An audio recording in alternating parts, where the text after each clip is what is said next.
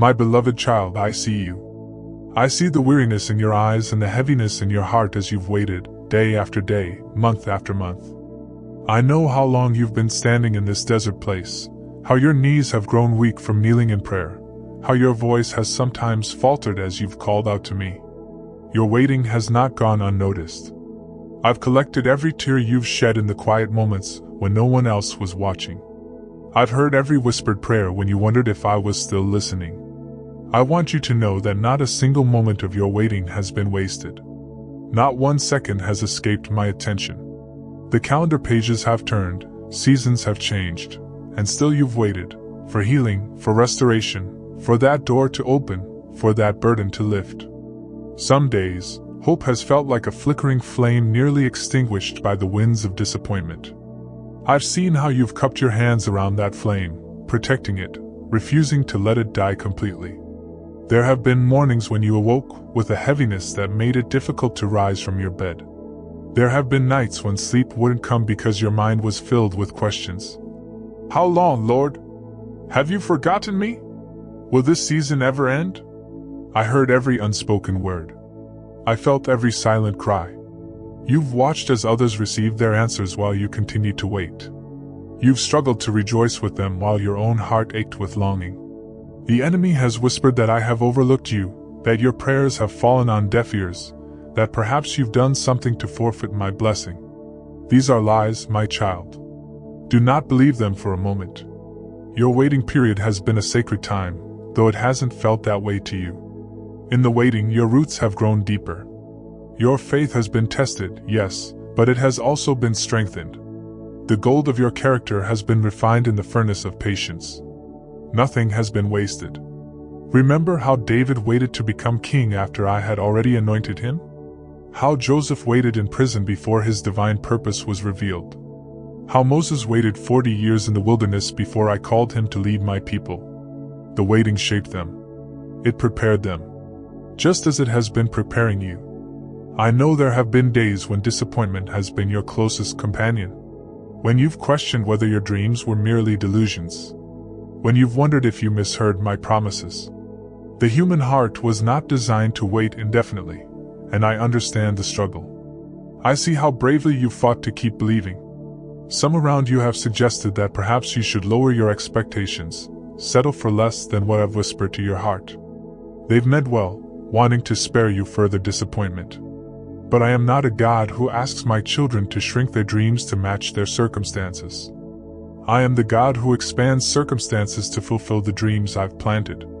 In your waiting, you've experienced loneliness that cut to the bone. Even surrounded by others, you've felt isolated in your journey, unable to fully explain the depth of your longing.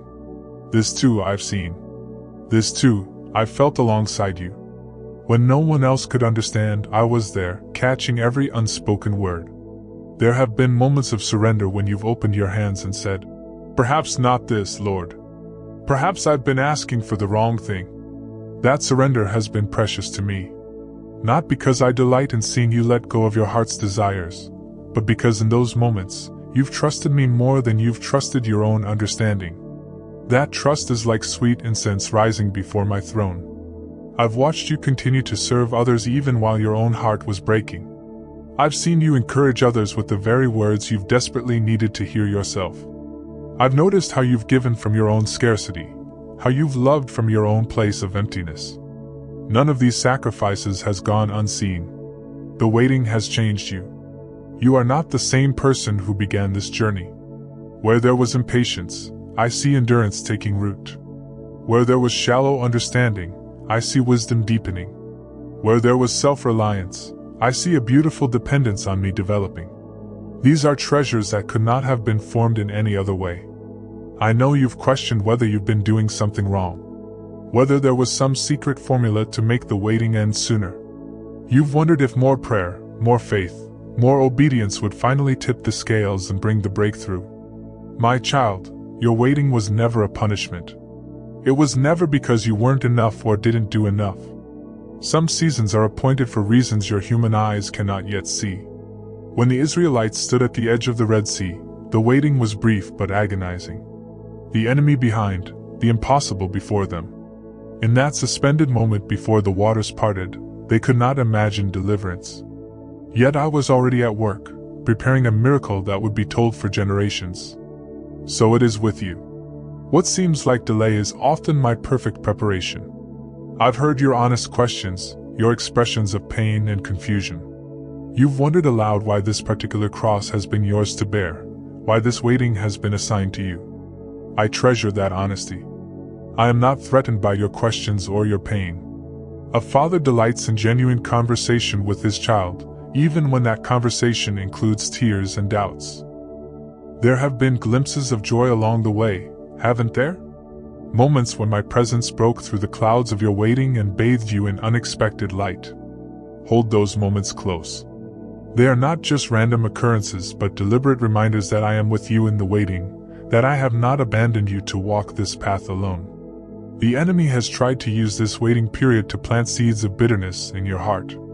He has pointed to others who seem to have received easily what you've waited for painfully. He has tempted you to keep score, to nurture resentment. But I've seen you fight against that darkness. I've seen you choose gratitude even when it cost you greatly. That choice has not gone unnoticed. Some days, the waiting has made you feel invisible, overlooked, forgotten. But I want you to know that you have never been more visible to me than in this season of waiting. Like a father watching his child take first steps, my eyes have been fixed on you, my hands ready to catch you if you fall. The waiting has stripped away some things from your life, false securities, surface relationships, comfortable illusions. This stripping away has been painful, I know. But beneath what has been removed, I see the true gold of who I created you to be emerging. Sometimes it is only in the waiting that we discover what truly remains when everything else is gone. I've watched you cycle through emotions, hope rising, then crashing down, determination giving way to despair, then slowly rebuilding again. These cycles are part of the human journey of faith. Even my son Jesus experienced the limitations of human emotion in his earthly waiting. Remember his prayer in the garden? His questioning on the cross? Your emotional struggles do not disappoint me. They simply reveal your humanity. And now, my beloved child, I want you to hear me clearly. Your waiting period is over. The season of delay has served its purpose. What you have longed for, prayed for, what for, it stands at the threshold. The dawn is breaking after your long night of waiting. Look up, my child. Lift your eyes from the dusty path you've been walking. On the horizon, can you see it? The answer approaching. Not because you've finally earned it or because you've waited long enough to deserve it, but because my timing has finally aligned with my purpose for your life. Your waiting period is over. Let these words sink deeply into your spirit. The waiting that has felt like an endless desert is giving way to the promised land. What I am about to do in your life will heal the wounds of the waiting. You will look back and say, "The waiting was long, but the blessing is greater. The price was high, but the reward is beyond what I could have imagined." Take a deep breath, my child. The waiting is over. Now we begin the next chapter together. My precious child, hear these words with your heart wide open. I am declaring over your life today that your season of waiting has come to an end. This is not just wishful thinking or empty promises. This is my divine decree. The breakthrough you have been praying for, the answer you have been seeking, the doors you have been knocking on, they are all opening before you now. When I make a promise, I fulfill it. When I speak a word, it does not return to me void but accomplishes what I please. And today, I am pleased to announce that your time of standing in faith while seeing no evidence is transitioning into a time of harvest, of manifestation, of answered prayer. The seeds you have sown in tears, you will now reap in joy. Remember how I told Noah precisely when to enter the ark and when to leave it? How I gave Joseph dreams of his future long before they came to pass? How I promised Abraham descendants as numerous as the stars when he had no child? My timing has always been perfect, though rarely understood in human terms. What looks like delay to you is divine orchestration to me. I have been working behind the scenes while you waited. Like a master composer arranging every note of a symphony, I have been aligning circumstances, moving hearts, clearing obstacles, and preparing the way for what I am about to bring forth in your life. Nothing has been still, though it appeared so to your eyes. The very ground beneath your waiting feet has been shifting to accommodate my coming blessing. You have questioned my timing, and I understand. Your limited perspective makes waiting painful. You see only this moment, this need, this longing. But I see the complete tapestry of your life, past, present, and future woven together. I see how this precise timing will maximize the blessing, how it will touch not only your life but the lives of countless others around you. The waiting period served a greater purpose than you know. Had I answered sooner, you would not have been ready to receive. Had I opened the door earlier, you would have entered prematurely. The waiting itself has been preparation, building your character, deepening your faith, purifying your motives, strengthening your spiritual muscles for what is to come. Think of a farmer who plants seeds and then waits. He cannot rush the harvest by his anxiety, or speed it up through his impatience. There is a natural process of growth that must occur beneath the soil before new life springs forth. So it has been with you. Beneath the surface of your waiting, critical growth has been taking place. Now is the appointed time. Now is the season of manifestation. I am not a God who delights in the suffering of my children, or who withholds good gifts out of indifference. I am a father who gives good gifts to his children, who delights in blessing them abundantly above all they could ask or imagine. And that abundance is now being poured out upon you. Some of what you've been waiting for will come suddenly, like the walls of Jericho that stood firm for 7 days and then collapsed in an instant. Other blessings will unfold gradually, like the promised land that was conquered little by little. But make no mistake, the waiting period itself is over. You have crossed the line between preparation and fulfillment. In this new season, you will see my hand moving visibly in your circumstances. Where before you had to squint to see signs of my work, now my presence and power will be unmistakable. What you have believed for in faith, you will now experience in reality. What you have claimed in words, you will now hold in your hands. Do you remember how long the Israelites wandered in the wilderness? 40 years of circling, of temporary dwellings, of manna that only lasted a day. Then one day, they crossed the Jordan, and everything changed. The waiting ended. The promises materialized. The land flowing with milk and honey became their home. This is where you stand today, at your personal Jordan, with the promised land before you. I want you to notice something important. The end of waiting does not mean the absence of challenges. When the Israelites entered their promised land, there were still battles to fight, territories to claim, giants to face. But the nature of their journey had fundamentally changed. No longer were they wandering, they were now possessing. So it will be with you. In this new season, you will still face obstacles, but you will face them as a conqueror, not as one who is defeated. You will face them with the confident knowledge that I have already given you the victory, that the waiting itself has equipped you with everything you need for the battles ahead. Remember my servant David? He was anointed as king long before he ever sat on the throne. His waiting period was filled with caves and deserts, with pursuit and danger.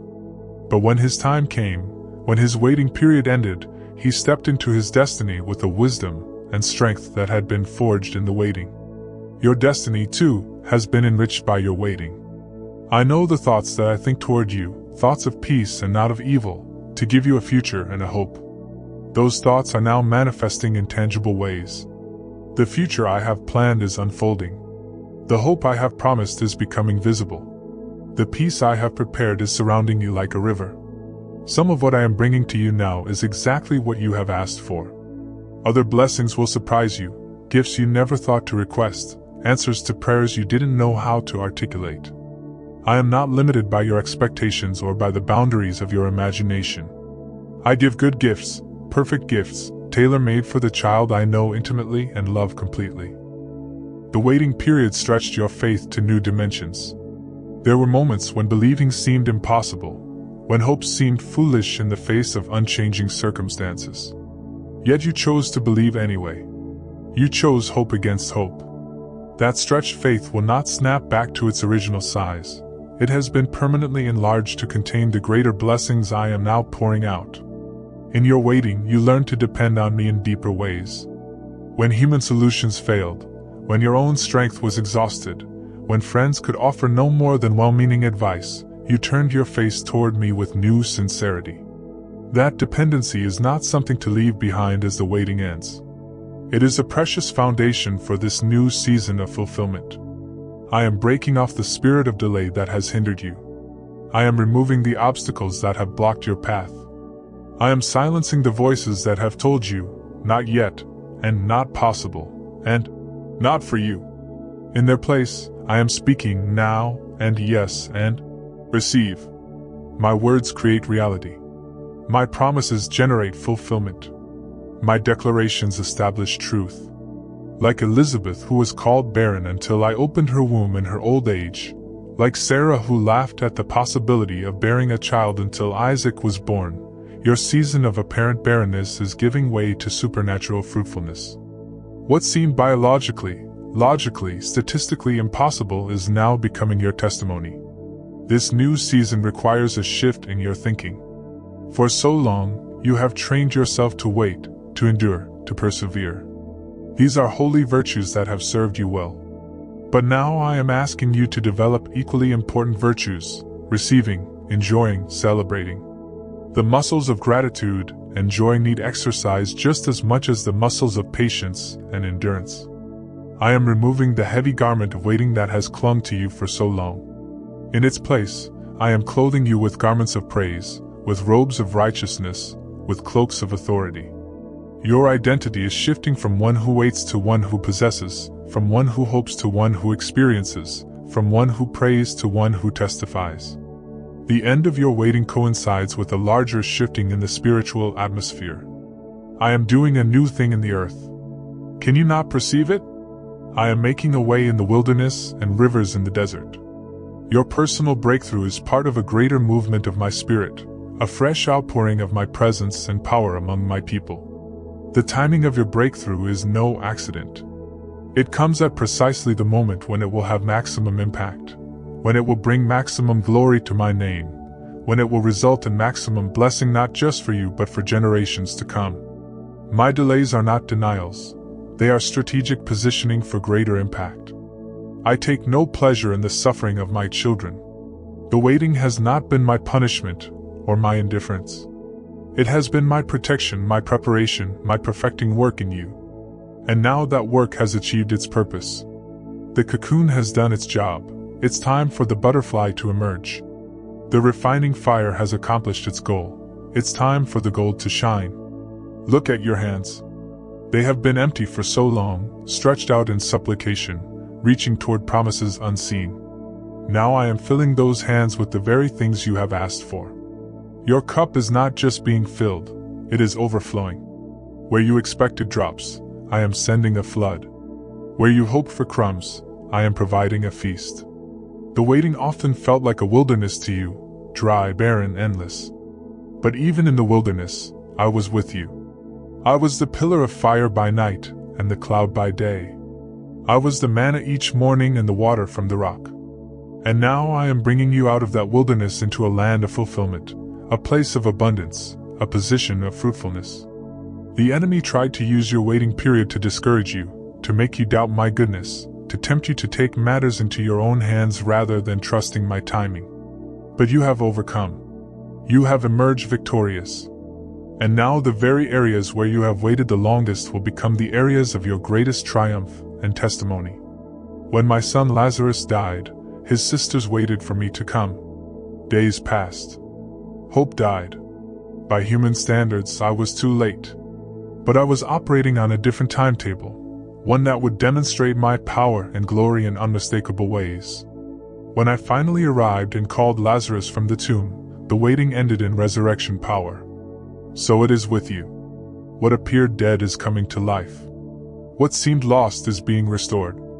Your breakthrough is not just for you. It's for everyone who has watched you wait, who has observed your faith, who has wondered whether I would come through. Your testimony will strengthen the weary, encourage the disheartened, and restore hope to those still in their waiting rooms. Your breakthrough is both personal and communal, a stone of remembrance for the generations to come. I am the God who makes all things new. Not just repaired or slightly improved, completely new. In this season after the waiting, you will experience resurrection, not just resuscitation. The new thing I am doing is not bound by the limitations of the old. It is not restricted by what you've seen before or what you believe is possible. The waiting is over. Let those words echo in your spirit. The waiting is over. No more counting days. No more scanning the horizons. No more wondering if. Now is the time of when. Now is the day of fulfillment. Now is the moment of manifestation. Rise up, my beloved child. Your waiting period is over, and your season of receiving has begun. My precious child, as your waiting period comes to an end, I want to prepare your heart for the blessings that are about to flow into your life. Just as a farmer prepares his fields before the harvest, you must prepare your spirit to receive what I am about to give. First, release all bitterness that may have taken root during your waiting. Forgive those who doubted you, who spoke against your dreams, who could not see what I was doing in the hidden places. Forgive yourself for the moments of doubt, for the times when your faith faltered. Clean vessels receive most abundantly, and forgiveness cleanses the heart like nothing else. Empty your hands of everything you've been clutching so tightly. The disappointments of yesterday, the anxiety about tomorrow, the need to control outcomes, let them all go. You cannot receive new gifts with hands that are already full. Trust that what I am bringing is far better than what you are releasing. Prepare your mind for expansion. My thoughts are higher than your thoughts, and my ways higher than your ways. What I am about to do will not fit within the limitations of your current understanding. Be ready to think bigger, to dream larger, to expand the borders of your expectations. The blessing I am bringing will not fit in containers that are too small. Guard your heart against fear. Even as the blessing approaches, fear will try to convince you that it's too good to be true, that it won't last, that you somehow don't deserve it. Replace these whispers with my truth. I give good gifts to my children not because of their perfection but because of my love. What I give, no one can take away unless I permit it. Strengthen yourself in gratitude. Begin thanking me now, not just for what is coming but for what already is. Thankfulness positions you to receive more. It aligns your heart with mine and opens your eyes to see the countless ways I've already been working on your behalf. A grateful heart is never disappointed. Be prepared for my timing, which may differ from your expectations. Some blessings will arrive suddenly, like lightning from a clear sky. Others will unfold gradually, like a flower opening one petal at a time. Don't miss the gradual miracles because you're only looking for the instant ones. Every step forward is progress. Every small change is significant. Surround yourself with faith-filled voices. In this season of manifestation, you need people who will celebrate with you, who will reinforce your faith, who will speak life over your circumstances. Distance yourself from doubt and negativity. Choose carefully who you allow to speak into this sacred season of fulfillment. Keep your spiritual eyes open. The answers you've been waiting for may come in unexpected packages, through unexpected people, in unexpected ways. If you're looking only in one direction, you might miss my provision coming from another. Be flexible, be receptive, be willing to receive the blessing even if it looks different than you imagined. Continue in prayer, not from a place of desperation but from a position of confident expectation. Prayer is not just for seasons of waiting, it's for seasons of receiving as well. Stay in constant communion with me as the breakthrough unfolds. Let me guide you in how to steward what I'm giving you. Be bold in your receiving. Some of my children, having waited so long, struggle to actually take hold of the blessing when it arrives. They become so accustomed to lack that abundance feels foreign. Don't shrink back from the magnitude of what I'm offering. Take it with both hands, embrace it fully, and walk confidently in it. Remember that every blessing carries responsibility. As I entrust you with answered prayers and fulfilled promises, I'm also entrusting you with greater influence, greater opportunity to serve others, greater capacity to extend my kingdom. Be faithful with what I place in your hands. Share your testimony freely. Let others hear what I have done for you. Your story of waiting followed by fulfillment will kindle hope in those who are still in their waiting rooms. Your breakthrough becomes a lifeline for someone else's faith. Never underestimate the power of a testimony to change a life. Keep your eyes fixed on me, not just on my gifts. While I delight in blessing you, I desire even more that you would seek my face rather than just my hand. The greatest gift is not the answer to your prayer but my presence with you, in the waiting and in the receiving. As new doors open before you, enter them with wisdom and discernment. Not every opportunity that presents itself after a season of waiting is necessarily my highest and best for you. Consult me in every decision, listen for my voice directing your steps, wait for my peace to confirm your choices. Expect opposition. When you step into the fulfillment of long-awaited promises, the enemy often increases his attacks. Your breakthrough threatens his plans. Stand firm in the authority I've given you. Resist him, and he will flee. No weapon formed against you shall prosper. Walk in humility as the blessings unfold. Remember that every good and perfect gift comes from above. It's not by your power or might but by my Spirit that the breakthrough has come. Humility protects the blessing and ensures that it multiplies rather than diminishes. Be patient with the process. Even after the waiting period ends, there is still a process of walking out the fulfillment. The Israelites had to physically possess the land I had already given them. You too will partner with me in the manifestation of what I've already decreed is yours. Rest in my unchanging love. Whether in waiting or in receiving, my love for you remains constant. It's not dependent on circumstances or outcomes. Let my love be the foundation that sustains you through every season, the anchor that holds you steady as you navigate new waters. Your waiting period is over, my beloved child. Step forward in faith, with hands open to receive, with heart ready to rejoice, with mind renewed to think according to my promises rather than your past. The night of weeping has ended, the morning of joy has dawned. Walk in the light of a new day.